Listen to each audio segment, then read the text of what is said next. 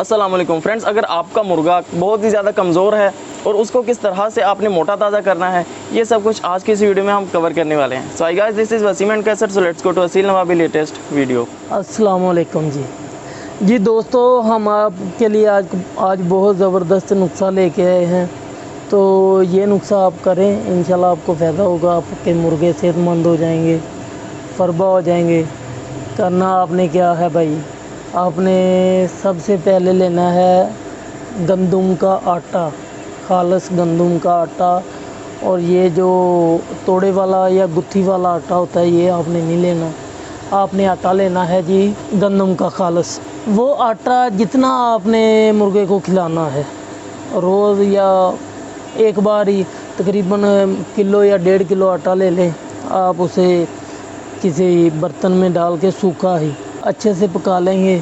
پکانے کے بعد آپ نے وہ آٹا اچھے سے لال کر لینا ہے. اچھے سے جب آپ کا وہ آٹا لال ہو جائے گا، آپ اسے اتار لیں. اتار کے کسی برتن میں نکال لیں جی. اور جب یہ آٹا آپ نے پکا لیا، تیار ہو گیا آٹا، یہ آپ کسی بھی وقت دے سکتے ہیں. صبح بھی دے سکتے ہیں، شام کو بھی دے سکتے ہیں، دوپہر کو بھی دے سکتے ہیں. بھلے اوپر سے یہ پانی پیے یا جو مرضی کرے مرغا. یہ آپ نے آٹا پکا کے جی اچھے طریقے سے، یہ آپ اپنے مرغے کو 3 ٹائم آٹا گوندھ کے نا تھوڑا سا پانی میں ڈال کے، تو اسے ایسی لمبی نا گولیاں بنا لیں. ایسی لمبی گولیاں بنا لیں، اتنی جتنی یعنی کہ آسانی سے وہ کھا سکے.